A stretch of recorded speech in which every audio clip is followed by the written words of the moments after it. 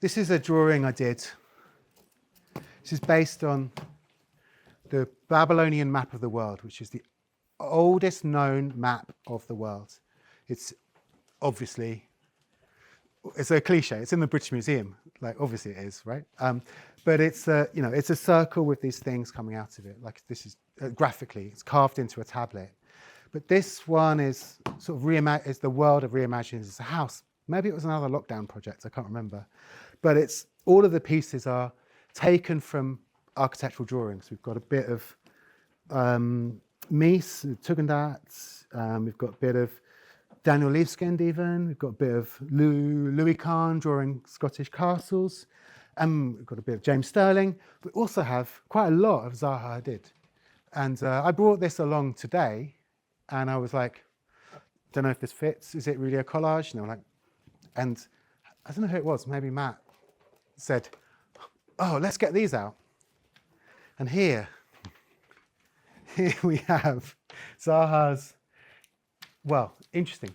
Prime Minister's residence. Yeah, well, that's the project. Yeah. So the competition for the Irish Prime Minister's house, which is a competition in the 79. It's just on the sort of tipping point of Zaha. First project post-OMA. Great. Yeah. There's an absolutely beautiful painting of it, drawing of it. But these are sketches, photocopies. They're photocopies that have been of a sketchbook pages, but they've been hand-coloured. Yeah. And it's quite a collage-y sketchbook. Yeah. It's got cutouts, tears, bits of painted wood. So it's quite unconventional. Wow. Collage. Yeah. But I'm so happy to bring this thing here, and then there's someone to whip these out of a drawer, and it's like, whoa, my God! It was very nice for me. Don't know. Let's talk about collage. Should we talk about collage? I think we talked about collage. No, Let's look at the enough. pictures again. In the light. Yeah, of good that idea. listens to Good sound. idea. Let's Good look idea. at them again. Yeah, good idea. And then, but unless you made reference to Quakers. Quakers, yeah. Yeah. No, Shakers. Shakers, and not Yeah. Quakers. If there was Quakers, we'd be very quiet for a moment, and then people who needed to speak would Yeah, true. talk about college. For the Shakers, there's too many chairs. Yeah. They'd hang them up. Sam, Yeah. thank you so much. Pleasure.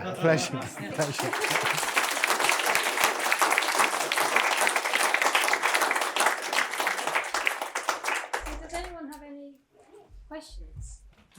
Sam, for anyone else? Or has it stimulated any thoughts? Yeah, okay.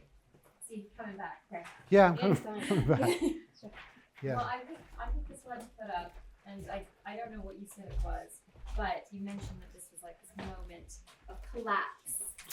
Yeah. Maybe this kind of inflection point of this history that you're Mm. showing us, and was kind of curious about maybe now that you said at 22 you wouldn't call trance collage, or you think maybe it's bad and you think it's good. Yeah. You had was it Maxi next to It was, Maxi next yeah. to trance?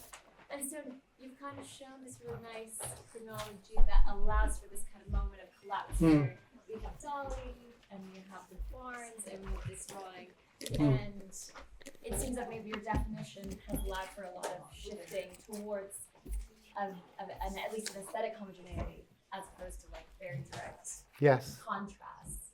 So maybe could you tell us if you think that the kind of self-referentiality you mentioned about Maxi and trance still stands, or if you would allow that into your I would say, I would say my position has softened. I'm a more magnanimous person now, but only to some extent. Like, I mean, it was one of the reasons that FAT had to stop. I think was we were so, fundamentalist about like our position in a way, which was very useful up to a point, but was also had edges, so we couldn't really get beyond them. So I think the loosening of that, definitely involves like understanding that maybe it's not quite as black and white as that. So that's one part of the question. what do I? I mean, it's interesting. I don't know what will happen now that what happens when parametricism enters the. It becomes a kind of historical moment, which to some extent it kind of is. Now it's interesting. You might have to cut the film because I'm gonna. No, I'm joking. Just because I've just referred to this, right? So this is a map of the Angewandte, which those of you who know was, I guess, pretty much the digital school, I would say, for 25 years or something. So Zaha taught there, Greg Lynn taught there, Hani Rashid taught there. And that was basically the kind of ethos of the school from a moment where that digital work was radical and new to when it was kind of old hat and like, what? Are you still in the 90s, guys? And so what this is trying to do, because I'm now the dean of the school, is like trying to find a way to have a dialogue which can, let's say, open up, or a dialogue which can connect, let's say, different strands. So I think there are possibilities for that, which I think do come through digital culture. I would say that it's wrong to understand digitalness as only technology and only a tool. That it's much more profound in the way that it's changed our relationship to information, perhaps to space, to each other, blah, blah, blah. So that without having a kind of cultural understanding of what digital culture is, it's dangerous to just pursue, say, digital form making. So this is a kind of peace offering to try to find a ground where these different maybe traditions could connect, and that where maybe technologies of digital technique, whether that's fabrication or shape making or whatever, could also develop a kind of understanding of the kind of cultural circumstances that we're in. So that's my project, partly in Vienna. Yeah.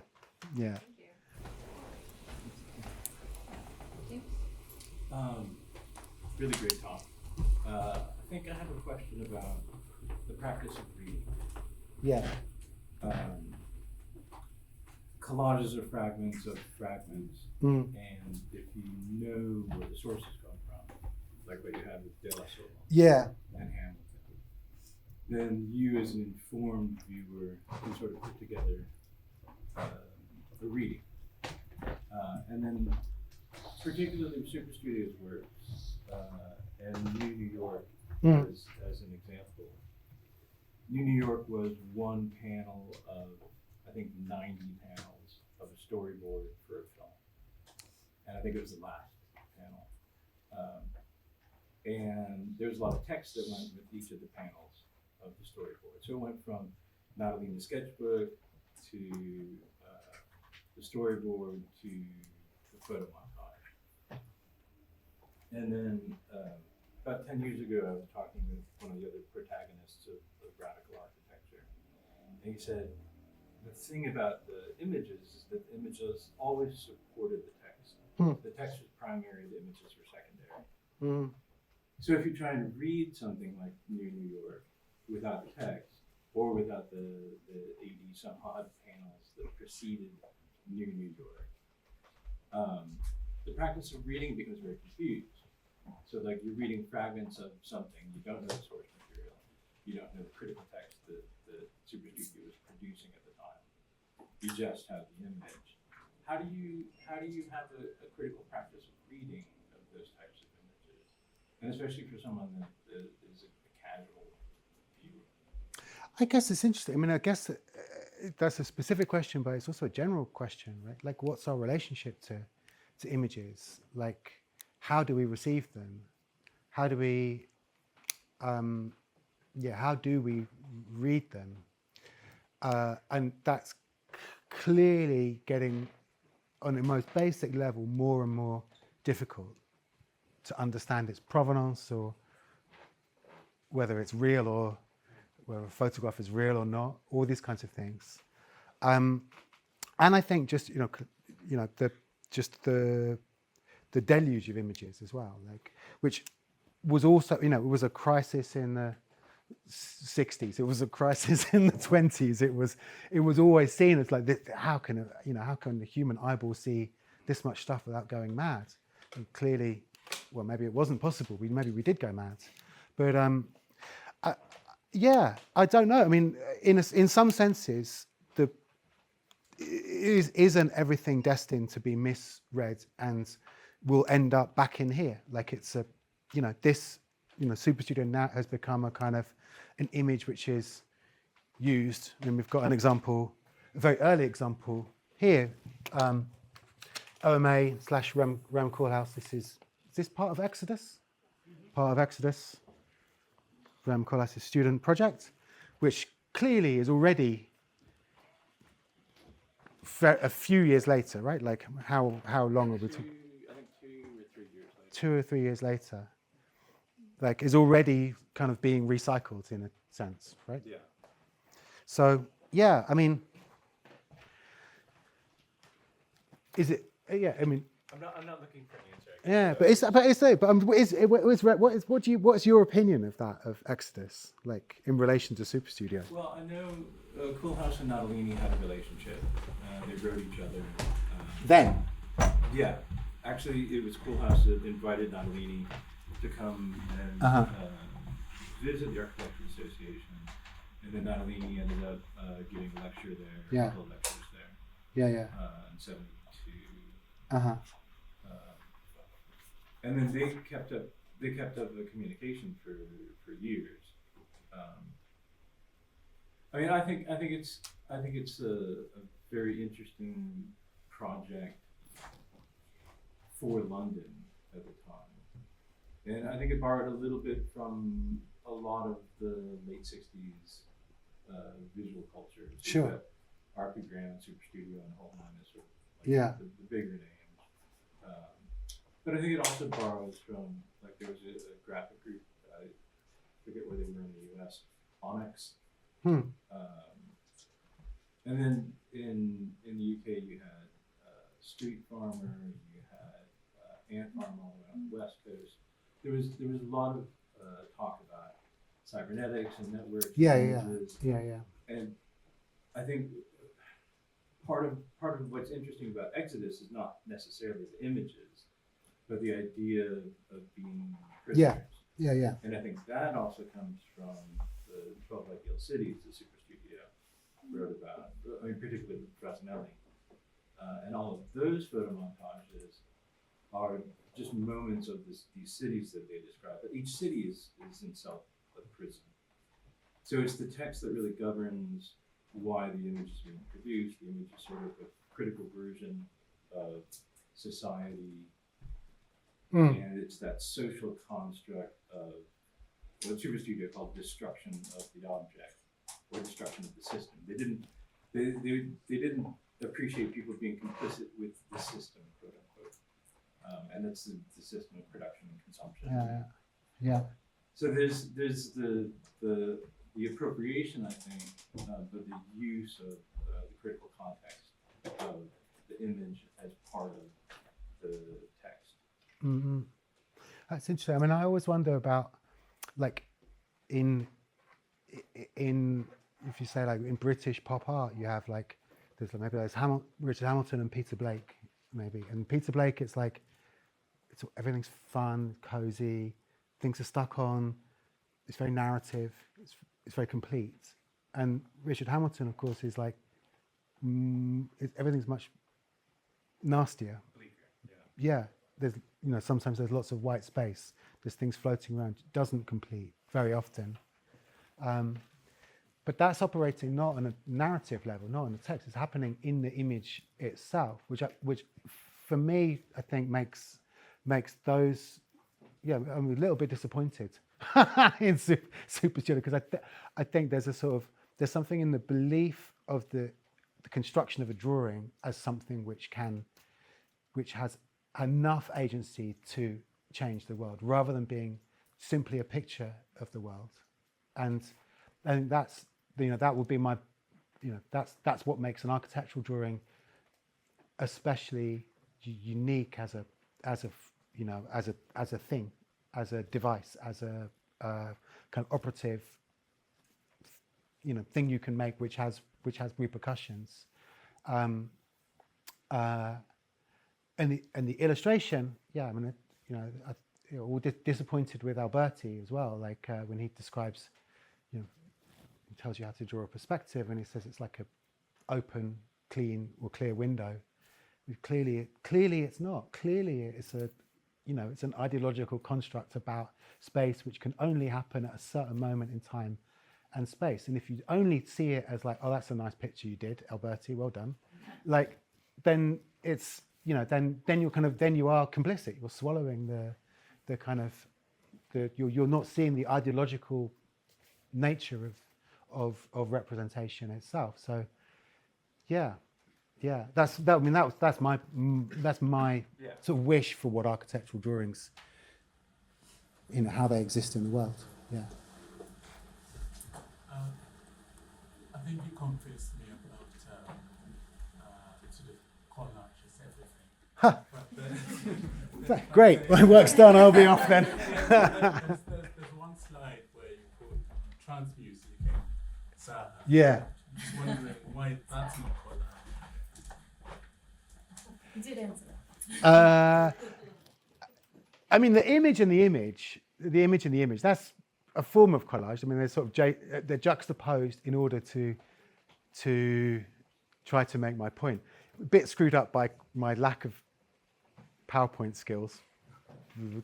Denied listening to Jam and Spoon, but that's maybe not a bad thing. So yeah, I mean, in a sense, like, yeah, I mean, I really like that kind of collage where it's the low effort. Like I love this one. This, for example, this like it's clearly Richard Hamilton just putting one postcard on top of another. It's like, of course, it takes a lot of skill in finding the ones which can fit together, right? But it's just so cool to, it's like, it's so casual. But I wonder if contrast is important. It's interesting because you could say one mode of collage is extreme juxtaposition. It's like I take something from this world and put it into this world, and wow, I've cut it and it totally doesn't make sense, and I've placed it into another context. So you could say, like, in some senses, that's like a kind of, in a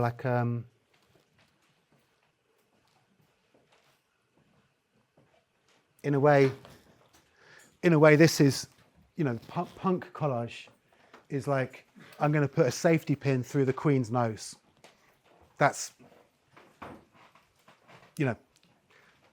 very strong juxtaposition. In this, it's, it's like, you can hardly tell, even though the technique is not on display, which is always a nice thing, because I guess that's another Johnny Marr type rule. It's like, don't display the technique for the purpose of showing the technique. It's about what is produced. So yeah, so this is juxtaposition, but more nuanced or more complex because it doesn't declare itself. But of course, so I think that's something which collage can sort of negotiate, like how much it wants to bring these, whatever it's bringing together, does it want them to be in conflict? Does it want them to read as sort of against each other? Or does it want to produce something where you can't see the edge in a way? Like it can also be incredibly convincing, especially if you start thinking of like, Photoshop and manipulation of images and these kinds of things, kind of where the idea of the image, photograph as anything truthful, but has been, cut up and blended and mixed with something else or whatever. So I think that's that's what's on the table. That's the discussion which collage creates, I think. One very short question, really quick one. So Authen would say, has said that total order is not collage. Maybe in your definitions it could be. So I'm just wondering if collage is more like an attitude or necessarily has an attitude. Yeah. I mean, the more I've been thinking about it, also the origins of, Kendra, my shallow understanding of collage, is that collage and détournement and all these other ways of working with found material, they're all so close together. Like it's in a way, it's ridiculous to try to say it's like, involves scissors and glue. So I totally agree with you that collage is an attitude. And I think it's also clear that the ways in which, even if we think about the ways in which you make collages now, it's much blurrier as to what is and what isn't, and what drives it maybe is a attitude. So, like where does collage culture really exist now? Probably most in like meme culture, and that's like, it's mainly attitude, right? Like it's sort of what the Jamie Reeds of today, like 15-year-olds in their bedrooms doing whatever, I don't know. Like, so yeah. Has some humor and transgressive sort of. Yeah. Yeah, you said one of your slides is titled "Things Out of Place." Yes. Right. So that's if it's détournement, if it's defamiliarization. Yeah. It's subversive. It's turning, like Super Studio always critiques the bourgeois object, so they wanted to turn it on its head. So implicit in everything is an absurdity, is a critique, is a subversion. So the idea of transgression, I think, is really important to the idea of collage. So the Dadaists, the surrealists, the situationists, all the flyers from every punk band. Yeah. That existed. Yeah. It was all subversive. Yeah, but then also not, like, in a way, Archigram, I would say it was not particularly subversive. It was engaged with popular culture, but it was in a way quite celebratory of, it was kind of more, please, which is an interesting trajectory from, I guess, the independent group, through Rainer Banham to Archigram, or to only certain camps within Archigram, because obviously there were other camps who were declare a moratorium on building, but that kind of stuff.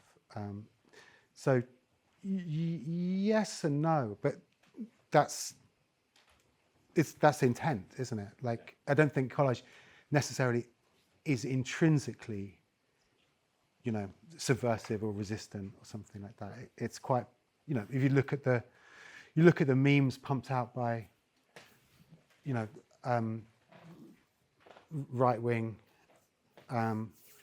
social media accounts these days, it's in a way it's very subversive. It's very, of course, it's disruptive or whatever. Yeah. Sure. I was really curious about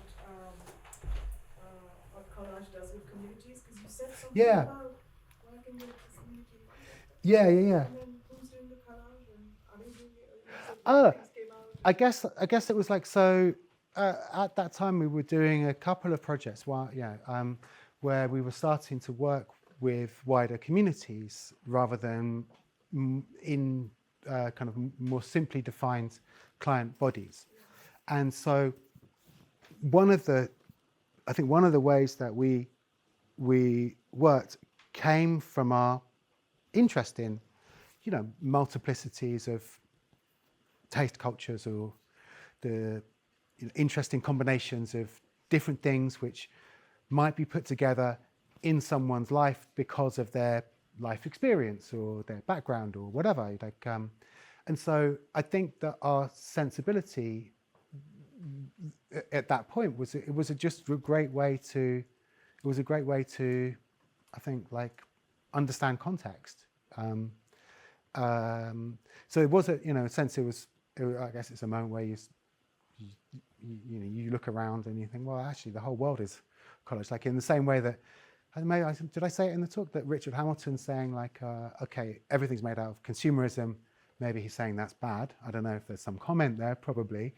But like in a sense, it's also very sweet, and it's also very charming, and it's also very personal, and it's also very, all of those kinds of things. So that was the way that we were sort of looking at the world as if it was a collage put together. So, how collage culture had helped us to appreciate things, which maybe looking through, say, this is not to make too much of a kind of straw man argument, but like a typically architectural way of looking at things might not appreciate, that kind of multiplicity is a positive, interesting, valid, blah blah blah. So I think that's what I meant, was that because collage is a cultural act, it's also a social act, and it's also a way of understanding as well as a way of creating. So yeah, that's what I think I meant. So did you make that collage? No, The one which one? The one with the Manchester communities, or No, that was just a photo of someone's house. No. It was like, it's real. I mean, it's over here. One before. Oh, no, down here. Here. Yeah. No, that's someone's house. Yeah. Yeah. It's real. Yeah. Something I was wondering is, in terms of your creative process, because when you're doing analog collage, you sometimes have elements that are huge and shouldn't be, and those weird scale games. But when you do Photoshop one, you can make For scales sure. right. And so I was wondering if sometimes you find yourself recreating those scale games or not when you do Photoshop collage.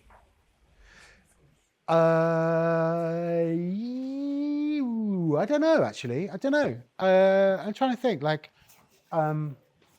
probably, because I mean, that ability to make things bigger and smaller, and the more and more control you can get over a photograph, what essentially feels like a photograph of something or whatever it might be, I think is amazing. Like, I just do not know how these guys did it, man. Like, it's so, I don't know how much re-photographing, blowing things up, developing it, cutting that up. I mean, were they doing a lot of that? Well, Cristiano was a photographer. Yeah. So they had a darkroom, had access to it. Yeah. Fasanelli said they used a camera obscura in bathrooms. Yeah. So there was, as much as the technology allowed, Yeah. manipulation, printing, Yeah. drawing over. Yeah. But I think the cycler style or the photocopier wasn't available.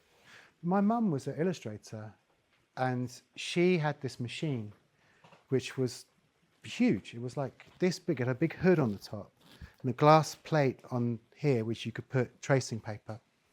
And then it had a kind of a tray that you put the original on, and you wanted to change its size and trace it. And you would like wind this thing, and it would go up and it would go down, and you'd have these little things here which would focus it. So that would allow her to take a reference and make it bigger or smaller, but not photographically. Then you traced it. But the mechanics, the literal mechanical device which was necessary to do that was not, it was impressive. It was a huge, big thing, but was clearly now. Hold shift, not hold shift. Stretch it. Is a whole different thing. Sometimes we forget about how rudimentary the technology was. Yeah. I lived in Italy in the 90s, full-size mock-up. It went to a photographer. The photographer Yeah. made a negative of it, and then that was used to Yeah. full-size print. And that's crazy. Yeah. Yeah. So you know, in '68, Absolutely. like Yeah. Rolling Stones. Yeah. Yeah. Yeah. Yeah. Yeah. Thank you for not giving us a history of.